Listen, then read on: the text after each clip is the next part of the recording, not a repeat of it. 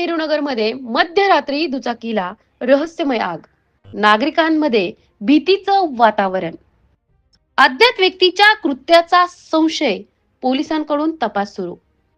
तर मी मीनाक्षी घोडके, मनपरुत्त 24 तास या आपल्या आवडते युट्यूब चॅनलवर पुन्हा एकदा हार्दिक स्वागत करते.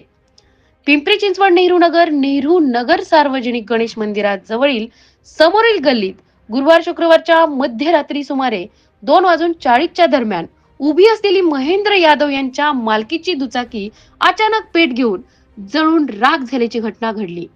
परिसर शांत असताना अचानक उठलेल्या या आगीमुळे स्थानिक नागरिकांमध्ये मोठी दहशत पसरली.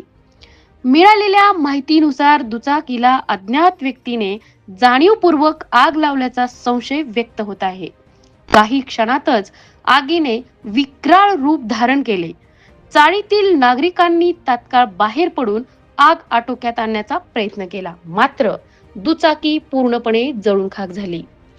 जळलेल्या वाहनाचे अवशेष रस्त्यावर विखुरलेले दिसून आले, तर शेजारील दुकानांच्या शटरवर काळे डाग पडून बाहेरील भागाचेही नुकसान झाले आहे. घटनेची माहिती मिळताच पोलिसांनी घटनास्थळी धाव घेत पाहणी केली. आगीचे नेमके कारण आणि अज्ञात व्यक्तीची ओळख पटवण्यासाठी सीसीटीव्ही फुटेजची तपासणी सुरू करण्यात आली आहे. अचानक लागलेल्या आगीने परिसरातील नागरिकांमध्ये भीतीचं वातावरण निर्माण झाले असून रात्रीच्या वेळी गस्त वाढवावी अशी मागणी रहिवाशांकडून करण्यात येत आहे.